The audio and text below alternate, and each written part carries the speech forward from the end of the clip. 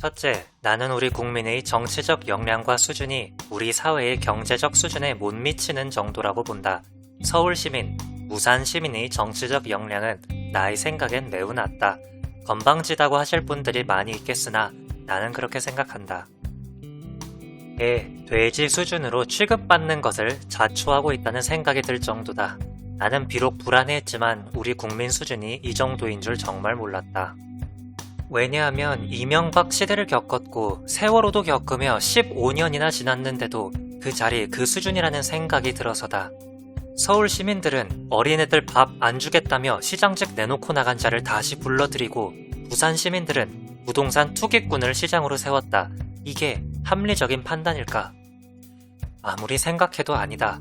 물론 여기에는 아래에 내가 쓸 둘째법 문제가 있었기 때문이라고 생각하지만 그래도 뭔가 더러워 토했던 것을 다시 찾아먹은 꼴이라서 속이 많이 메스껍다. 그래, 이명박 판에 박은 것 같이 수완이 좋은 자들을 뽑아놓으면 잘 될 것 같은가? 나는 개 돼지가 아니라고 주장할 분들도 많을 것이다. 그 이유를 설명한다. 개 돼지는 두 가지 특성이 있다. 개나 돼지의 특징은 선과 악에 대한 역사적 개념이 없고 본능에 충실하다는 것이다. 본능에 충실한 것은 나쁜 것이 아니다. 다만 인간답지 못한 것이 문제다. 내 배만 채우면 된다는 생각에 선동과 증오를 이용하는 전체주의 사회를 만들었던 유럽의 1930년대 수준이다. 당시 유럽의 개 돼지들은 도무지 윤리가 없었다. 그러니 홀로코스트라는 전대미문의 악을 허용한 것이다. 증오와 혐오의 논리에 쉽게 선동받아 남을 죽이기 좋아하고 적이라 규정된 이들을 향하여 무한한 적대감을 드러내는 일에 매우 능했던 이들이다. 집단으로 몰려다니며 지저대는 개들을 보라. 먹을 것만 있으면 머리를 들이미는 돼지를 보라. 개나 돼지는 본능에 충실할 뿐 역사적 선과 악에 대한 사유가 없다. 그러면 우리 대부분의 국민은 선과 악에 대한 역사적 감각을 가지고 있는가? 짐승은 강한 지도자에게 아부하고 약해 보이는 지도자들을 축출한다. 인간도 이런 속성에서 멀지 않다. 이명박 이후 조중동이 호록이 동생인 종편 방송 채널까지 장악한 마당에 그리고 젊은 층들이 하루에도 수도 없이 드나드는 포털까지 잠식하고 있는 정황을 고려한다면 미디어 권력을 가진 자들이 무기한 대중의 정신세계를 지배할 수 있는 상황이다. 조중동은 개나 돼지의 본성을 가장 잘 이용하고 있다. 개나 돼지는 수준이 낮을수록 조중동의 선동에 잘 놀아난다. 개나 돼지 같았던 독일 국민이 메르켈을 15년 동안 독일의 수상으로 세운 국민이 된 것은 정치 철학의 중요성을 아는 정치가들이 정치 교육 시스템을 근본에서 바꾸었기 때문이다. 우리에겐 정치 교육이란 아직도 이념적 편견 교육이고 정치가들은 개나 돼지 몰입꾼이 대부분이라 한다면 너무나 그릇된 평가일까? 착하고 예의 바른 대통령이라는 인상을 가진 분이 왜 시건을 반복하고 죽 서서 개주듯 반개혁적 인사에게 정권의 중요한 권력을 맡겼을까? 정치판에서 사람 보는 눈이 없었던지 힘이 경솔하여 생각이 모자란 인물들을 주변에 두었기 때문이라고 생각한다. 둘째, 선거 후 민주당을 지지했던 이들이 패인의 요인을 분석한 글들에 대부분 동의한다. 틀린 이도 없지만 충분하게 다 맞는 이도 없다. 그러나 일단 조국 책임 운운하는 평가는 정말 저질이다. 더구나 언론과 검찰의 협잡에서 나온 사악한 짓을 바탕색으로 깔아놓는 논리는 반개혁의 본색을 감추지 못하는 것들이어서 수용하기 어렵다. 그럼에도 불구하고 대통령과 민주당은 무한 책임을 져야 하고 결코 비판을 피할 수 없다고 본다. 내 생각으로는 적어도 집권당과 대통령은 두 가지를 잘 지켜야 정권을 재창출할 가능성이 있다. 국민의 신뢰와 대통령의 권위를 지키는 일이다. 현재의 집권당은 이 두 가지를 모두 철저히 잃었다. 국민으로부터 얻을 수 있는 신뢰는 정권의 주요 인사들의 언행일치 없이 결코 형성되지 않는다. 언론의 침소봉대와 검찰의 협박에 4년 내내 얻어터지고 눈치만 보던 문재인 정권은 이 점에서 무능했다. 물론 이런저런 일 많이 했다고 보는 견해도 있다. 하지만 그런 일은 칭찬을 받을 일이기보다는 기본에 속하는 일이다. 문재인 정권은 최소한 세월호, 천안함 비극으로 인한 국민적 관심과 의혹을 깨끗이 해소했어야 했다. 나아가 4대강 사업, 이명박이 벌인 해외 국부 유출 사건 등 적폐 청산을 약속했지만 적폐가 누구인지도 알아보지 못하는 소경같이 느껴졌다. 적폐 청산을 외쳤지만 스스로 적폐가 된 꼴이다. 연이은 인사 실패 정도가 아니라 정권에 반기를 드는 인사들을 중요 지휘부에 앉혔다. 국가의 전략과 정책을 모진 마음을 먹고 관철해 나가야 할 개혁 정권의 실세들을 선정하는 시점부터 헷갈렸다. 주요 인사에 대한 인사권자로서 대통령 스스로 약속했던 도덕적 기준을 초기부터 포기했다. 그 나물에 그 밥이라는 말이 나올 수밖에 없는 인사였고, 그러다 보니 깨끗한 정권이라는 이미지를 아예 포기하여 정권이 창출된 그 특수한 이유와 성격을 유지할 능력조차 없어 보였다. 심지어 부산시장의 성추행 사건, 서울시장의 자살 사건은 개혁 정권에 대한 국민의 기대를 산산조각냈다. 결정적인 패망의 원인은 인사 문제와 개혁 동력의 약화였다. 이런 현상을 극명하게 드러낸 상징적 사건은 윤석열을 임명한 것이고, 대통령은 윤이 스스로 사퇴한 이후에도 헤어나오지 못할 정도로 무능했다. 오히려 대통령을 깔아뭉갠 윤은 국민 눈에 유능해 보여 대선 후보 1위를 점하고 있다.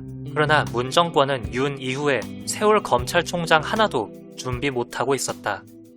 자기가 임명한 장관을 번번이 갈아치우면서 역적질에 가까운 짓을 공공연히 벌이다가 직을 내던지고 나갈 사람을 향해 문 정권의 사람이라고 국민 앞에서 재보증하는 어리석음까지 자초했다. 그러니 그의 말에 무슨 권위가 서겠나.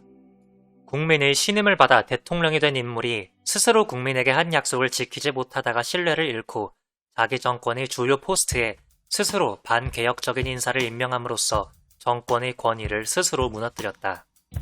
그 결과 개혁 정권의 실제 동력, 국민의 신뢰와 권력의 권위를 모두 상실한 것이다. 권력 개혁은 그 속도가 너무 느렸고 느리다 보니 이슈가 불어 터졌다. 전 정권이 규명하지 않으려 했던 선거 중 약속했던 이명박 정권의 4대강 비리, 자본 유출, 천안함 사건, 세월호 비극 등의 문제 중 하나도 선명하게 풀어내지 못했다. 기대가 높았던 북한과의 관계도 엉망이 되었고 엎친 데 덮친 격으로 부동산 파문이 일었다. 무능에 무능이 겹쳐 보였다. 동시에 주요 당국자들이 탐욕스러운 처신들이 들추어졌다. 나는 부동산 문제는 어느 정권이 와도 피할 수 없는 일일 것이라고 생각한다. 그러다 보니 도둑끼리 누가 더 많이 훔쳤나를 서로 고발하는 형국이 된 것이다. 민주 시민들은 우리가 이러려고 문재인 정권 세웠나라며 많이 탄식했다. 셋째, 선거 때마다 느끼는 것이지만 민주당 열혈 지지자들은 반드시 민주당 지지하고 민주당 열혈 반대자들은 반드시 민주당 반대한다. 거기에 각기 등의 노릇을 하는 다소 비판적 지지 세력들도 있다. 열혈 지지자거나 비판적 지지자거나를 막론하고 이들은 정반대편을 각기 따로 애정한다. 기득권층은 자기 이해관계를 지키기 위하여 자신들의 이해관계가 강화되거나 최소한 변화가 없기를 바라고, 다른 편은 변화를 원하기 때문에 변화를 가져올 가능성이 있다고 생각하는 편을 지지한다. 모두 개, 돼지의 속성인 안전과 배부름이라는 이익관계를 떠난 적이 없다. 그러나 민주당 지지자들은 무엇인가 나아지기를 기다리다가 변화가 없으면 속은 줄 안다. 그중 가장 극심한 박탈감을 느끼게 된 이들이 청년 세대다. 탐욕스런 대학 재벌들은 학교가 팬데믹으로 닫혔는데도 학생들에게 등록금을 돌려주지 않았고 정권은 모른 채 했다. 정의를 행하지 않고 학생 대중을 버린 셈이다. 문 정권은 제대로 된 일자리 대신 가난한 일자리 임시직을 고용의 방편으로 삼았다. 팬데믹 상황에서 알바조차 없는 세상이 되자 극도의 가난을 겪는 이들에게 이 세상은 더 차가웠고 세상은 온통 두세 배나 오른 집과 땅을 가진 자들의 것이 되었다. 아무도 힘없는 빈곤층, 젊은 층의 고충을 해결하려 들지 않았다. 기껏해야 10만원짜리 던져주는 것으로 생색을 냈다. 이런 정황에 비한다면 정말 변함없이 강고한 지지 세력을 가진 집단은 좋은 집과 땅을 비롯해 기득권을 선정한 세력이 지원하는 집단이다. 이들은 도덕성을 따지기 이전에 개나 돼지의 안전과 욕망을 향한 본성에 매우 충실하다. 집값 상승에 의해 자산이 불어난 이들, 그러나 세금을 내기는 싫어하는 이들의 수가 더 많아진 셈이다. 문제는 이곳저곳에도 속하지 않은 가난한 이들의 표심이다. 이들은 솔직히 일편단심 지지할 사람이나 집단이 없다. 이들의 희망은 그저 조금이라도 더 안심하고 자식들을 잘 먹을 수 있기를 바라는 것뿐이다. 이런 속성은 개, 돼지의 속성과 하등 다를 바가 없다.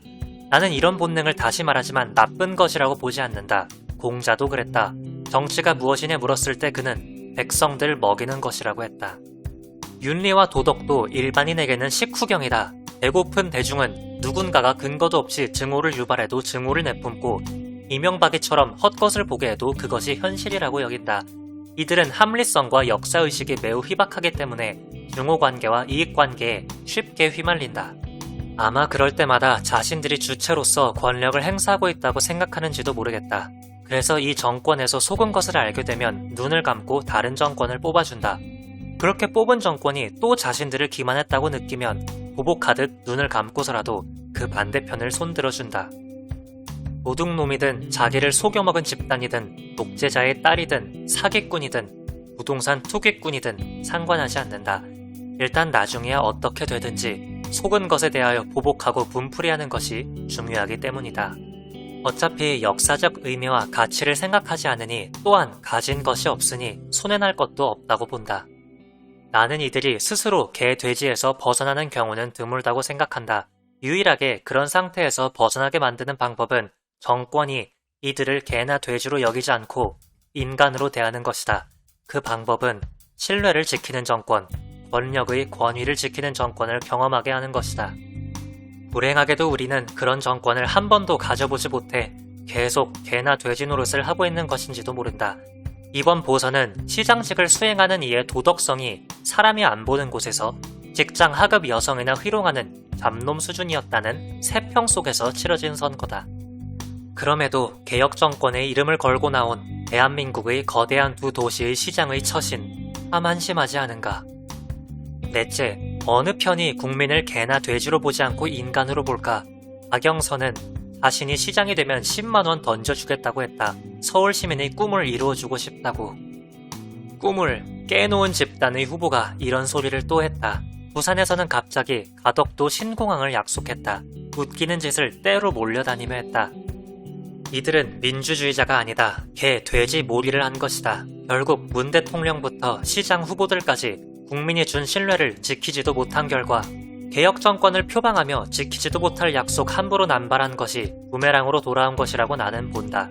아무리 개, 돼지라도 희망을 주었다가 희망을 빼앗으면 화를 내는 법이다. 나를 비롯한 대부분의 국민은 개, 돼지의 속성을 가지고 있다고 생각한다. 그 근본은 개인적 이기성이다. 정치가 사람 관계에서 꼭 있어야 할 신뢰와 권위를 잃고 그저 국민의 안전이나 욕망을 자극하게 되면 대다수의 국민은 계속 개나 돼지로 남게 된다. 그러다 보면 정치도 개판이 될 수밖에 없다. 인격을 가진 집단이라면 신뢰관계가 있어야 하고 서로 주고받는 말을 믿을 수 있어야 한다. 개혁하라고 국민이 준 권력을 맡았으면 권력을 누리거나 나누어 먹는 짓을 하지 말고 개혁할 일꾼들을 내세우고 그들을 강력하게 지원했어야 했다. 문재인 정권은 이전 정권과 비교해 권력 오용은 상당 부분 피했으나 권력의 바른 행사에서는 이전 정권과 마찬가지로 무능했다고 나는 본다. 국민이 권위를 주었으나 그 권위를 제대로 지킬 능력이 없었다고 보는 것이다. 이제 1년도 안 남은 시간 국민의 신뢰를 잃고 권위를 잃은 정권은 표류할 수밖에 없다. 벌써 표류하는 배에서 탈출하려는 인물은 보여도 새로운 인물이 나올 것 같지는 않다. 지난 총선에서 개나 돼지들은 정확히 추접한 자들을 속간했다. 그걸 보고서도 정신 안 차린 자들이 민주당에 득실되고 있는 셈이다. 촛불을 불러일으킨 것은 사실 민주당이 아니라 새누리당이었고 그때 민주당은 어부지리를 얻은 것이다. 그런데 아쉽게도 민주당, 현재로서는 희망이 거의 없어 보인다. 지금 어부지리를 얻은 국민의힘당, 사실 거긴 더 희망이 없어 보인다. 거기엔 국민을 개, 돼지 취급하지 않고 인간 대접하는 정치가 더욱 없어 보여서다. 서울시장, 부산시장 뽑아줬다고 하나 자랑할 일이 아니다. 그들이 잘해서라든지 잘나서 뽑아준 것이 아니기 때문이다. 민주주의자는 민주에 대한 철학이 분명해야 한다. 안전하고 배고프지 않은 삶을 원하는 국민이 개나 돼지처럼 보여도 개나 돼지 취급하지 않는 이여야 한다. 왜냐하면 개나 돼지처럼 보이는 그들이 바로 주인이기 때문이다. 국민의 안전과 생명을 지켜주어야 하고 굶주리지 않도록 보살펴 주어야 한다. 그리고 국민이 준 권력을 국민을 위하여 과감히 행사해야 한다. 그 권력 자체를 탐해서는 안 된다. 국민을 엄중히 두려워한다는 자들이 약속을 어긴다면 그 엄중함은 그저 상투적 표현일 뿐이다. 약속을 잘 지켜야 상대를 짐승이 아니라 인간 대접하는 것이다. 지키지 못할 약속은 하지 말아야 한다. 약속을 했다면 가볍게 시건하지 말고 국민을 개, 돼지로 무시하지 말고 잘 지켜서 국민이 자존감을 가지고 존중받는다는 생각을 가지게 해야 한다. 그래야 국민 개개인은 본능을 넘어 역사적 과제와 책임을 생각할 수 있기 때문이다. 다섯째, 국민을 개나 돼지로 머물게 만드는 이들은 바로 정치가들이다. 또한 국민을 생존 본능을 넘어서서 인격과 품위와 권리를 가진 역사적 존재로 만드는 것도 정치가의 과제다. 정치가가 국민을 어떻게 대하느냐에 따라서 우리 정치의 수준이 결정되는 이유이기도 하다.